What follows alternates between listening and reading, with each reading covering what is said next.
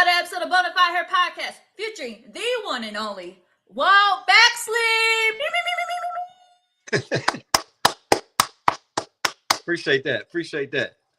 Of course, I had to, I always got to hype the people up. I always got to hype all my guests up, especially the legends from the Winston, as they call it, the Trefo. I had to learn about that. The 336, the Trefo.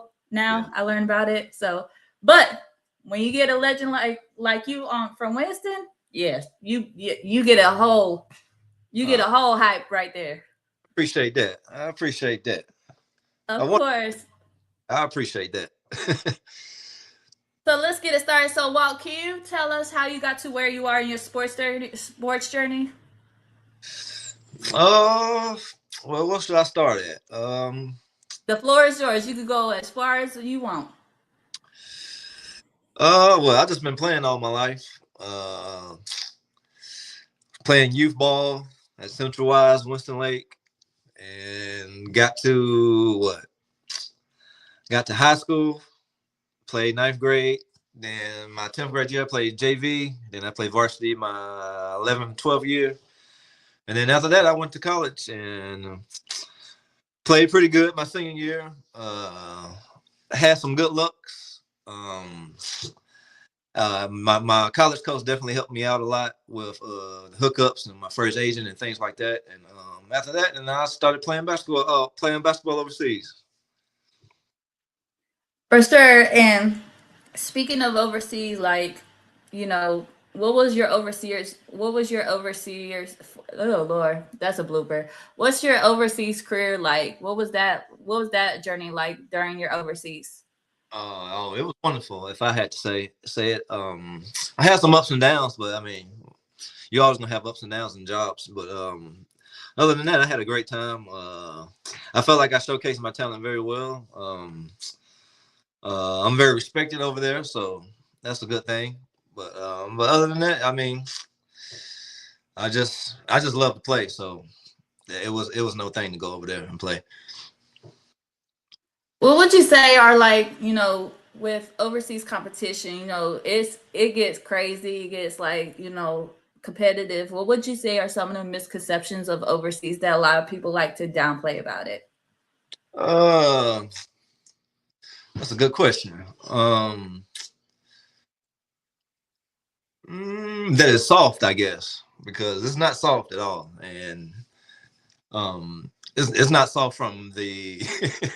It's very difficult because it's different from the NBA. Just like, I don't know if you heard Jokic say the other night that if he was in Russia or wherever he's from, they would get fired. But that's exactly how it is, and it's I don't want to say it's pressure, but it's a lot of, I guess I could use that word. I guess it is a lot of pressure to play good every night, because if not, they will send you home. And it depends on where you go. Some teams give you a chance. Some teams will give you like 2 chances, then they'll let you go. But some teams will just let you be who you are. And sometimes you just got to get on them type of teams.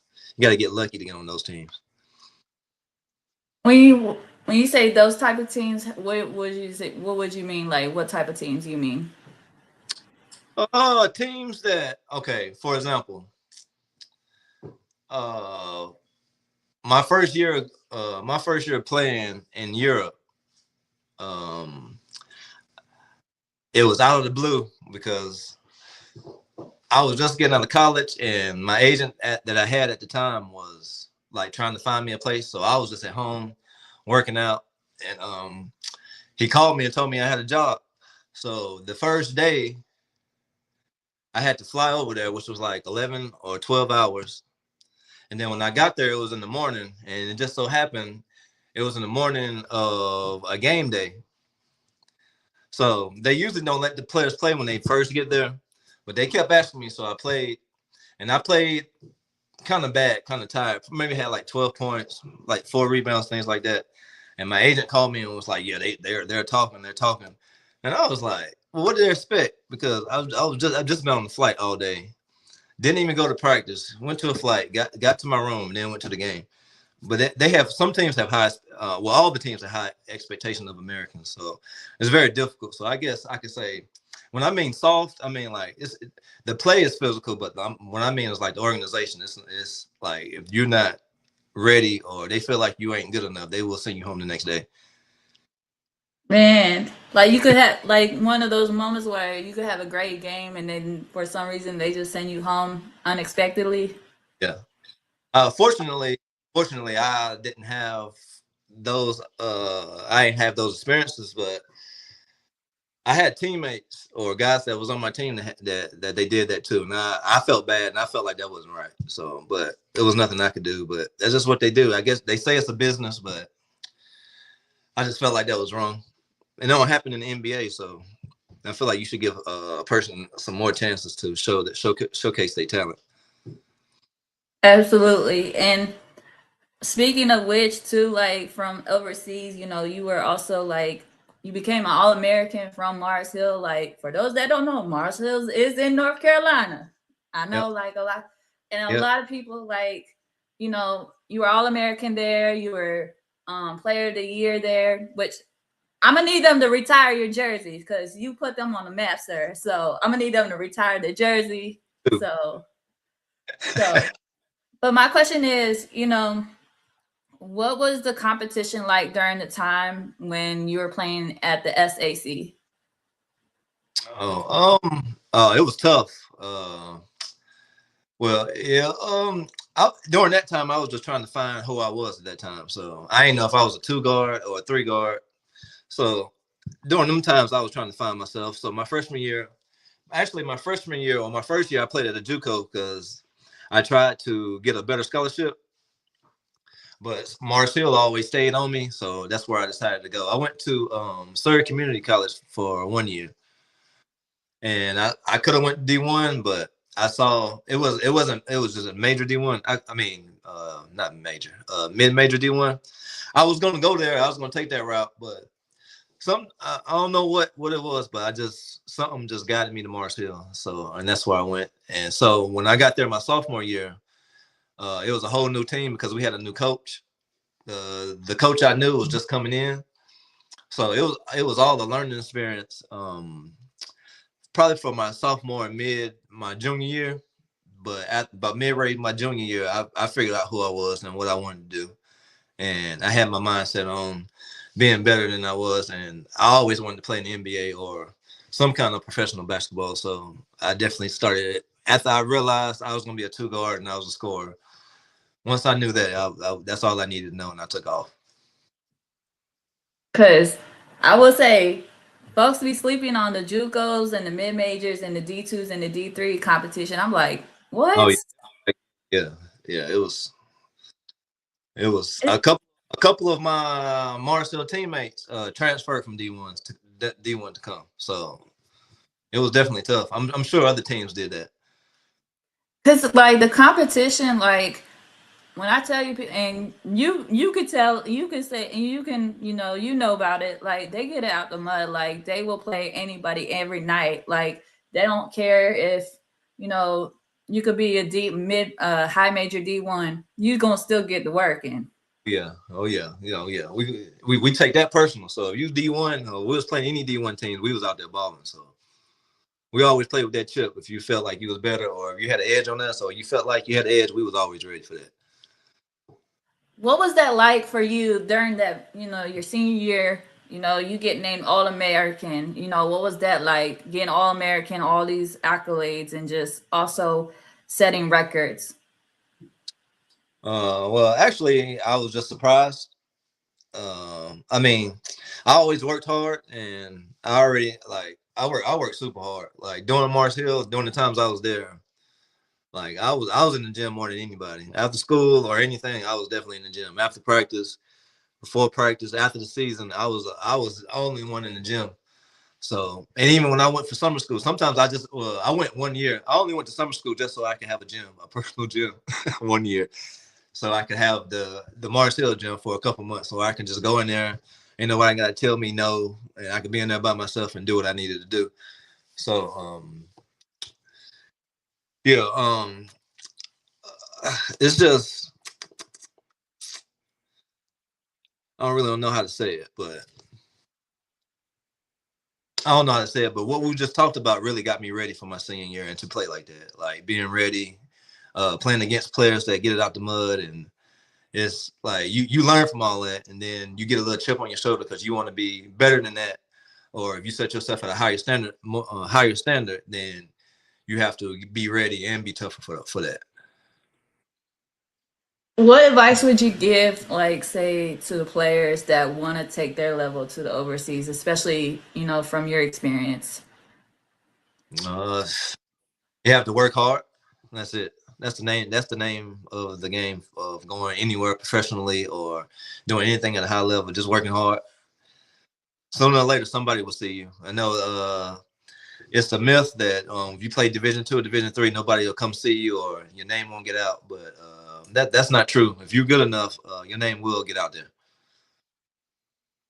That's man, that's big facts too, cause and also like, you know, first of all, sir, I didn't know you had like a lot of points. You set records up in Argentina. You even broke Ginobili's record. Let me find that out. So, first of all, what was that like to break Ginobili's record, especially playing for Argentina?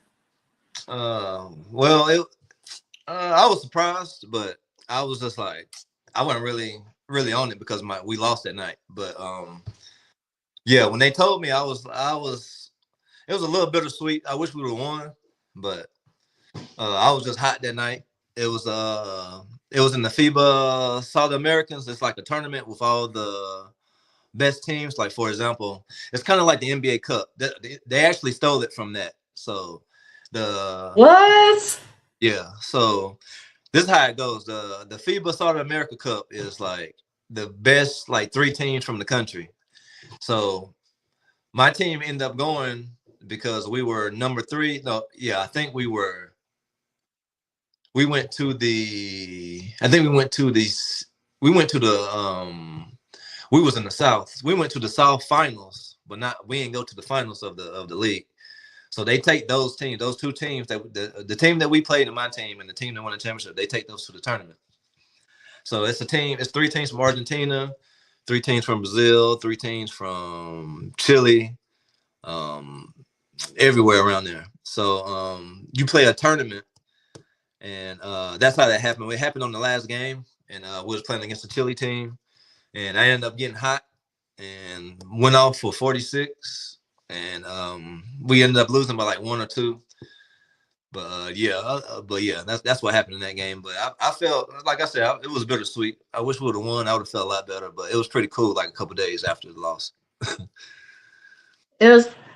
That reminds me of those like moments like I wish I would trade the points for the win. Oh Like yeah, yeah. I wish we would have but won.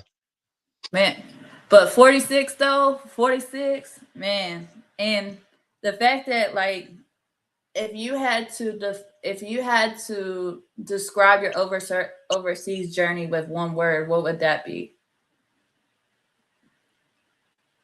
Uh, with one word, It could be any word. that's a good question.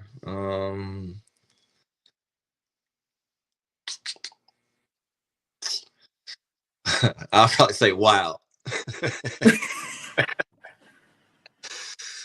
Wild. Yeah, that would be probably how I put it. Because I had wild. That's real. That's real. Because the Yeah. ups and downs of playing overseas, it's like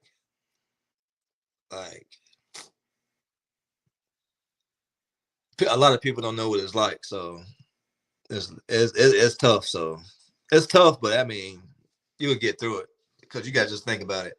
You're overseas by yourself. Let's say you're on a team where you don't get along with nobody. You by yourself. I had that a couple times. You by yourself. You ain't got nobody to celebrate a win with.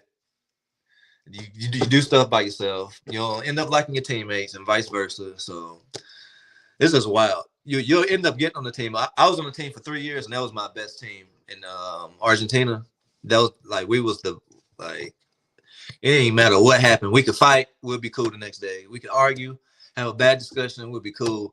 the next day, and it's very rare to have a team like that, and it's definitely to stay on the team for 3 years like that with the same core and everything.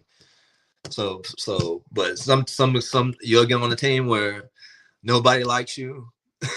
Nobody understands that you by yourself in a foreign country, things like that. So I would just say wow, because there's a lot of times I had to do things by myself and really get to know myself a little more. So I would definitely say wow.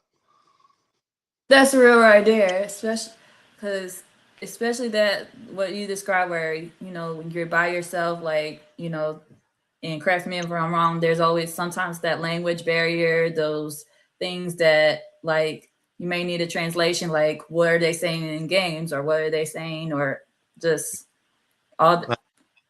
Like another thing, I played in Finland for 2 years, and 1 year I played there, it was -35 the entire season until I left. When I got it, they told me when I got there, summer was over, and that's when it got cold. And the day I was leaving, and winter was over with. So I was there for 8 months, and it was -35 every day. Oh, that's Negative, hypothermia. That's hypothermia. right? -30, 35. So that's why I said I had to think about all of it. So yeah, I would definitely put wild. Yeah, definitely wild. -35. That's hypothermia weather. That's not normal. Especially not the And this entire. leads to my question. You have won at every level. You won in high school. You being you a legend on the North Fork side with Kedrick Flomo.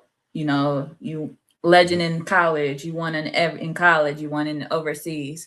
And this leads to my question to you are a legend. You are cited as a legend and a great in Winston-Salem hoops, along with Chris Paul and Josh Howard. What does that mean to you, being considered a legend and a great in the Winston-Salem hoop legacy? It feels good, and it feels like that all my hard work can go to waste. I'm really surprised that people say they look up to me, because that's surprising. No one ever told me that. So if they really do, that's cool, because I have definitely worked hard. They probably see me work hard every day. So yeah, how I feel about it, I mean, I'm just blessed. Man, so I'm telling you, I had like people come on here like literally citing you as like a great, like, man, Walt Baxley and Whit Holcomb, like both of y'all, like they cite y'all too, at like so many people cited both of y'all just as legends and greats. Like, sir, that gotta mean something. Like, It means a lot, and I appreciate that. I definitely appreciate that. do you hope to how would you describe Winston-Salem hoops to people that don't really know about the history of Winston-Salem hoops? What you mean about the players? Like, the play style, the players, like everything about like the history. We tough nose. That's one thing. Yeah, you ain't gonna find too many Winston basketball players this week, especially not from my era or anything like that, or before me.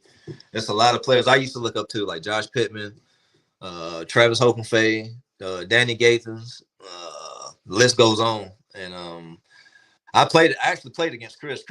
I'm a year older than Chris, so me and Chris had some battles. But to be named with Chris, Josh Howard, Josh Pittman, and all the other people I named, Travis. I don't feel like I'm up there, because I feel like they're super legends, but I really appreciate the compliment to be next to them, or somebody to use my name next to them is definitely great.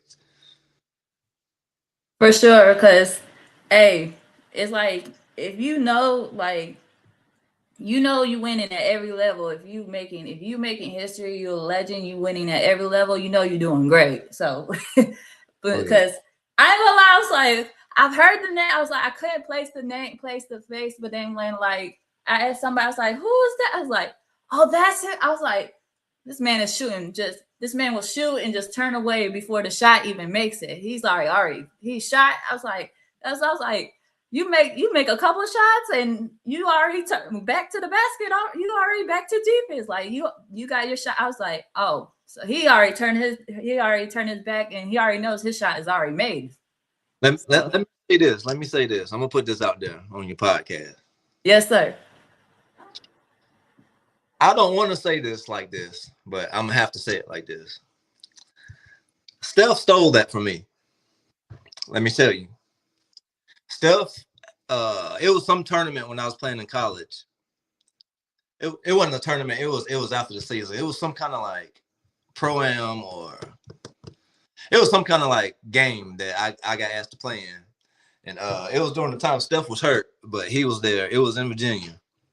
And he was there with his dad and his brother. But he was I think he was in the boot, because I think I remember he was walking in with crutches. He must have got hurt at Davidson or something, but he was there. And I played in that game and ended up getting hot because somebody in the stands was talking junk. And back then, well, still till now, like if you say anything, or if I take anything wrong, then the switch goes on. So I ended up getting hot, and I was doing that in front of him a long time ago. And then to see him do that, I ain't trying to say he stole it from me or took it from me or saw me do it, but I ain't saying that. But I did it in front of him, and he was laughing because I was over there talking to him while I was balling. So I'm gonna throw that out there. Hey, you better let him know. Hey, you better let him know where it is, where it came from. But like, hey, it's like I did it first. I don't know if it did, but he saw me do it. That's all I'm gonna say. That's how I'm gonna put it. Hey, you gotta let him know what it is. So, and it leads to my question. With I definitely, for some reason, I definitely see you as an advocate of women's, which I know you do. I definitely see you as an advocate of women's basketball because, like, the support is real, especially, you being on here and everything. You know, what what inspires you to advocate for women's basketball? Because they need it. I feel like they don't get much exposure, and I don't know why. I still don't know why, but it looked like it's picking up now. But back then, they ain't getting no exposure. And I never understood. I used to watch the WNBA all the time. My favorite player is Cynthia Cooper. I still feel like no one is better than her, and I've seen it a lot. I feel, yeah, even Cheryl Swoops and all that. I feel like Cynthia Cooper is my favorite.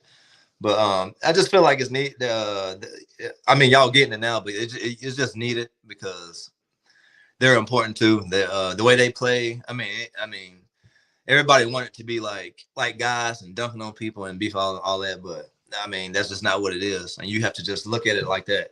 And a lot of them girls are good, like Asia, Caitlin. I love Caitlin, so of course she's a shooter. But all of them are good, and they deserve their own love pedestal, or they shine. Man, you brought back Cynthia Cooper. It's been finally Uh, somebody brought back Cynthia Cooper that's because my favorite WNBA player all time. she was a dog with her Swoops and Tina with four straight championships. Four straight. Just four straight before say the Golden State had their four championships, before Minnesota Lynx had their four. They went four straight. Yeah. So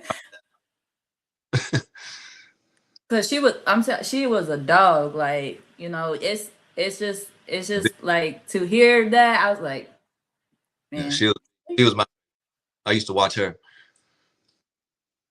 And you meant, and also for you to mention like Asia and Caitlin, and because Caitlin, yep, she is a shooter. What is it about Caitlin's game that really just?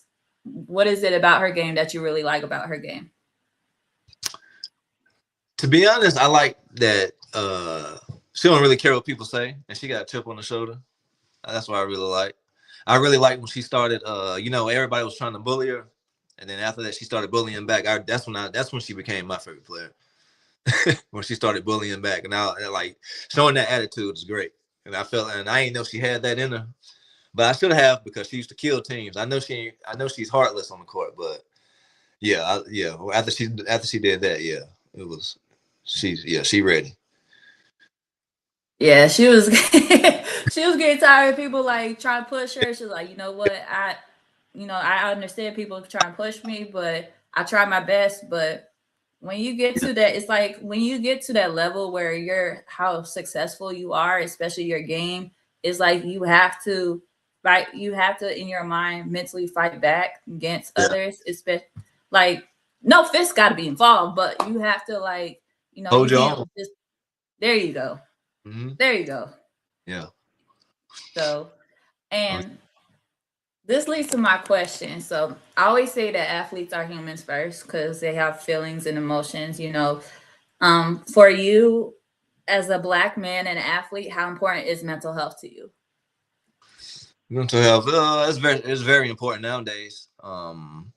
Because suicidal rates are high, and that's not good. I sometimes I feel like I experienced a little bit of mental health overseas, but sometimes I mean I really don't know how I got through some of the stuff that I did, but I guess God pushed me through. But it's definitely important because it's I mean if your mind ain't there, then you know what I mean. What can you do in anything? So your mind has to be there. Your mind has to be healthy. Um, all the negative things have to be out. You have to be more positive, be more controlling of your feelings, and like just keep on pushing. Be more strong. Be strong. Hold on, and just keep on pushing. Do you hope to see more, say, men and male athletes speak up on mental health without the stigma being placed on them or any type of judgment? Oh yeah, I believe so. I think I've seen more men come out more and speak on mental health. A lot more in the NBA too, as well. From your perspective, like if I've always been curious is like why say some men when it comes to speaking up on like say mental health or just anything, why is it kind of hard for them to open up like from the males and men male athletes perspective, like from your perspective, why is it kind of hard for them to open up? Because every male want to seem strong. So that's one thing you have to understand. So men always want to seem strong. They don't want to ever be seen in a weak state or anything like that. So that's all it is. But we all have feelings. We all human. We all go through things. We all go through tough times. But I mean, that's just how it is. That's how life is, and that's just how it is. That's real for sure because I'm telling y'all because like I always say this is my thing. I always say the strongest, like Yeah, men have emotions. I mean, shoot, even the strongest men. I mean, because I know there's some people out there that believe yeah, in God. Even the strongest man alive wept. yeah. It is even the strongest man alive wept. But this True. leads to my question: is you know, we were just talking about how you have people look up to you. Um, when it comes to representation, having people that look up to you and you looking up to people, how important is representation? Uh, it's very important because if you see someone doing right and that's where you want to be, then you have to not be like them, but you have to follow their steps. Like for example, growing up, my favorite player was Travis Hopenfay, and the reason why he was my favorite player is because he was tough on defense. He was small, but he used to rebound a lot and all these things. So when I saw him play when I was little, I just used to be like wow. And then like in the back of my mind, every time, anytime I saw him or anybody I named before, like Josh Pittman, all the thing, I always kept in my head like I have to get like that. Like I gotta no matter what, I gotta get that way. So it pushes you to it pushes you to try to get on their level or try to how can I say challenge yourself to being as great as them. Do you see any like say players coming from Winston, like the younger players? You have like say the younger players coming out of Winston. You know, do you see any of them that kind of resembles like the type of players that you looked up to or that you grew up watching? Um, well, I haven't really watched high school ball a lot since. I stopped playing, and I definitely didn't see it when I was playing. But like the little guys that I see now, like I'm just now getting to know like the kids that I'm coaching now for AAU. Like I'm just getting to know them, but I can see a little bit of me inside them. Like we have a player named Josh Caldwell who plays West Forsyth. He was a freshman last year, and I can just tell that he has it, but we just got to get it out of him more. And that's kind of how I was. Like you got to break that shell. Like I was sometimes I was shy because I just be out there, and I used to be like when the lights was on, I didn't. I used to play pretty good, but not to my potential. And that's what he does, and that's what I'm trying to get to him get to him now because he can be like the next big name in Winston. And you coaching like at the like AAU level, like AAU? Yep. 16s and 17 and under. Dub Salem? Yep. Oh, shout out to Dub Salem. Yeah. First of Shout all. out to Dylan and with Hope and Faith running it. And they just had a what's on some games this weekend. So Yeah. for you, what does Actually, that mean to? So for you coaching, Dub Salem with and Marquise, what's that mean to you to, taking all the experience from playing to utilizing all the experience to coaching AU? I just take it in because it's fun. Like I just can't get away from basketball no matter how I try. So that's my only way of that's my way of just being a part again. You know what I mean? Like just being a part of a team, the team camaraderie and things like that. Um, but yeah, it just makes me feel good. It brings that kid back out of me, and I'm just trying to get these kids back to playing basketball well because they ain't playing as good as I think they should, especially through the years. But Winston, I feel like Winston fell off a little bit. But I feel like we're getting back up there with better kids and better training. We have better trainers now, so the kids are getting better. So I feel like Winston will be making a comeback soon. For sure, because like I said, like when I come here, I'm like, dang, this is a really rich, like y'all got a really rich hoop history right here. And like it's like I didn't realize how deep Guard City it is with Winston. Like Guard City, like capital wise. I'm like, dang. Like Yeah. I played against I don't know if you I'm sure you heard, I know them, but Chris Oliver. They call him Chris CO. who? Chris Oliver. Name sounds familiar. They call him CO. He played at Gillian. I'm a year older than him, I believe.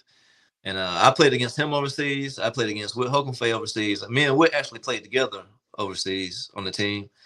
And I played against Ray Sean Terry, who is definitely a Winston legend. He's from UNC back in Yeah, the 2005. yeah. I'm a year older than Ray Sean too. So, but yeah, I played against those three overseas, and Josh Pittman too, the other guy I named from Winston. So, along with Josh and Travis, who would you say are some of the other Winston that that you looked up or you enjoyed, like that was their game was like, dang, Dan, you ever heard of Danny Gathens? He played at the name Parkland. sounds He went to Virginia Tech. Oh yeah, he was a beast. okay. Yeah, Yeah, he was a beast.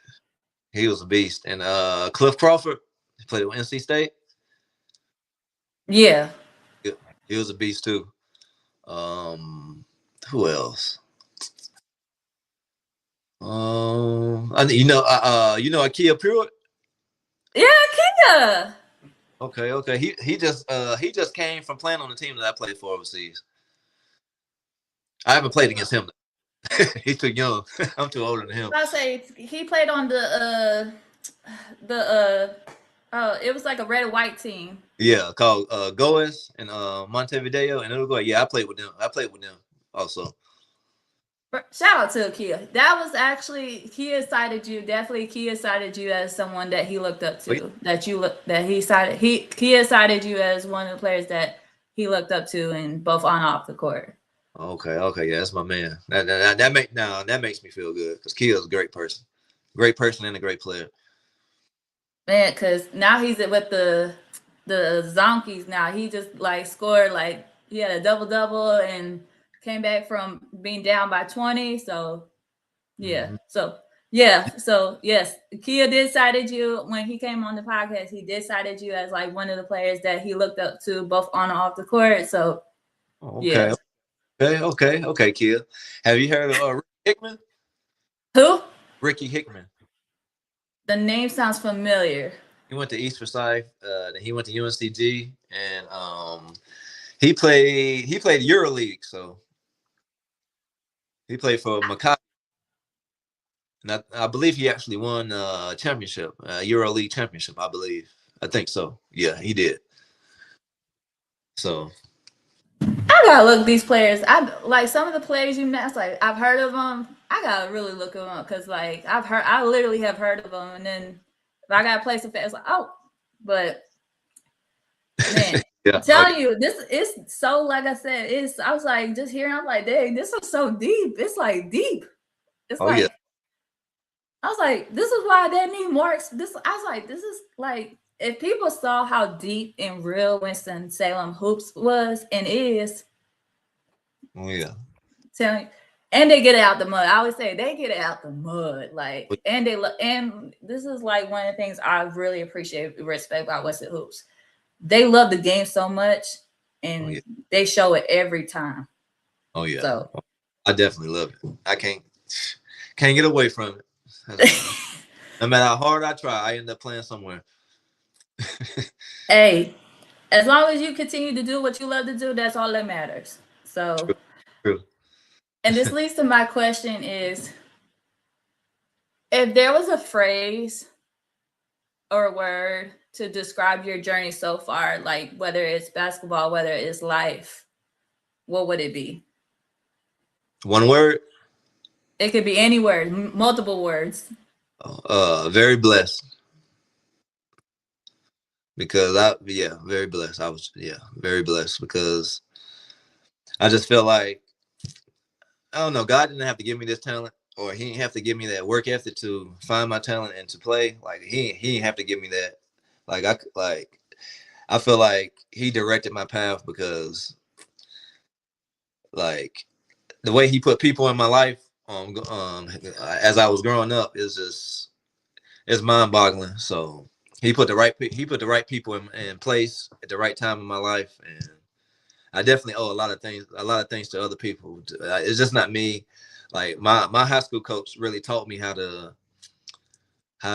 like play harder, be better than expected, and win on and off the court. So his name was Mike Muse. He coaches at Wake Forest now. He's on the Wake Forest staff. Oh, Yeah, that was my high school coach. He basically taught me how to play basketball. So I definitely have to. I give God all the glory, but if it wasn't for Mike Muse, Coach Muse, I like. I really don't know if I would have played overseas or even played college ball if he like what he installed in me was that dog. Like he brought that dog out of me. Like I was telling you earlier, like sometimes I was just a little shy when I step on toes. He gave me that personality to step on toes and to and to show my talent. So he's definitely a major piece. Mike Muse definitely was.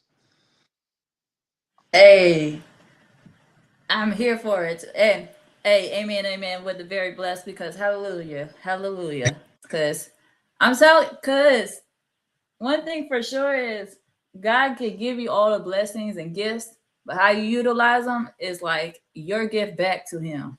Right. And boy, oh boy.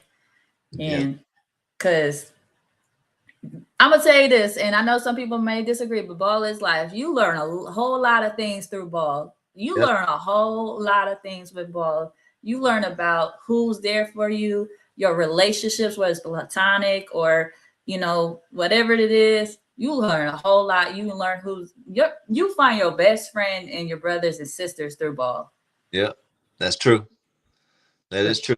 And basketball can make you meet a lot of people. Like I know a lot of people from around the world, and that's I love that. Like I just don't know people in Winston. I know people from in Argentina. I know people in Germany. I know people everywhere. So that's another good thing.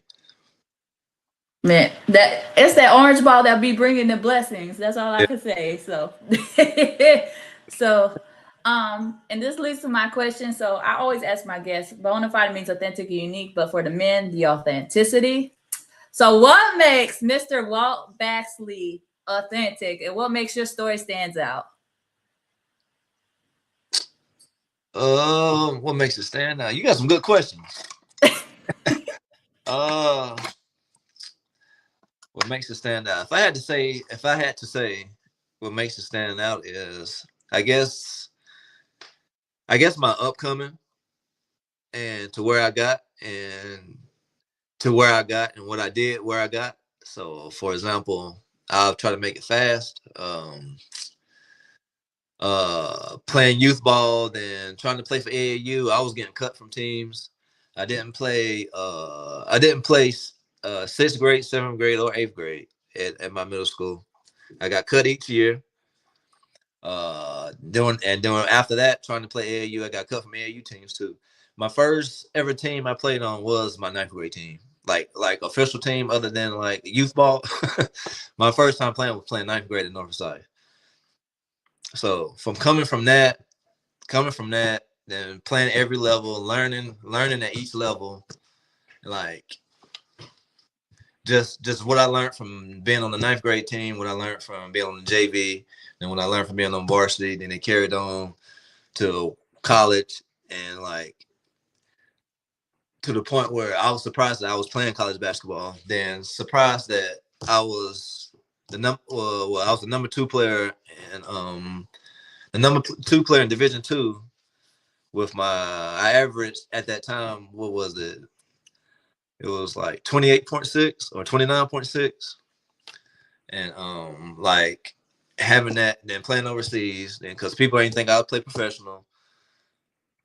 We ended up going professional, started succeeding, started being like winning awards, MVPs and all this other stuff. So it, like I guess just the journey, like me not ever giving up, me not just like giving up on myself, me not settling for whatever they were saying, and me just getting it out the mud, and me just being like, well, if I did get cut, he don't know what he's talking about. I'm about to work on my game and get better the next year. So that's the only thing that I was doing. Even without getting cut, I was making the team 9th grade in JV. I was still, I got to get better. I got to get better. So what makes that, you said, what makes me bona fide? What makes I said so. For the men, I use authentic because I Uh, know a lot of men be authentic. They're like, I'm authentic. I'll be like, yep, you are. Just what makes your story stands out. Like, how authentic are you? Like, what makes you authentic, and what makes your story stands out? okay, what makes it stand out? It's all that I got cut. Not people not believing in me, to me being what I was. That's what makes it stand out, because I'm pretty sure if you were to ask anybody back in the day about me, they probably wouldn't know who I was first. And if they did know, they'd have been like, oh yeah, nah, if he'll play high school or something, and that'll be it. So that's what makes it stand out. How can I say? I'll oversee the expectations, I guess. But the people that really know me wasn't surprised. So I'll add that too. But yeah, I was just my upcoming, how I came from nothing to something, I guess you can say. That's like it's like the overcoming the expectations of everything. Like just you know going from being cut to like just putting up numbers and still killing it, just still dominating and doing what you. That's Yeah. real right there. Like it's All that. always it's always like if you were to ask me, it's like if you were to ask, say, if you were to ask anybody that knew me back in high school, they would probably think, who's he, who's who? But just Yeah. just exceeding overcoming all those expectations. Yeah. And another thing about God is, see, at that time I was just like, I wasn't down on myself, but I just kept playing like, dang, like, should I just try something else? But I didn't see it. It was like a blessing in disguise, because God was getting me better with making me get cut. So he was giving me more of that drive, because he knew if I got cut, I wasn't gonna give up. So, and when you look on it, when you look at it after years, you see that he blessed you in a bad way that you may what you may have saw in a bad way back then, but it was actually a good way for you. So it's just a blessing in disguise because he knew me getting cut was gonna help me. So I appreciate it. I give him all the glory. Oh, amen, amen, amen. Cause it'd be interesting. Is like, you know, I used to hear this all the time. I used to get told this all the time. You know, there's always a blessing behind every situation. Yeah. Like if you getting cut, you had to work hard, but boom, you got better way before, way after. So it's it's always like that. So that's real though. God be working in mysterious ways. I swear to goodness. Yes, he does. So, well, can you let the folks know where they could follow you, support you, anything happening coming up? Well, you can just follow me on Instagram, Baxman World.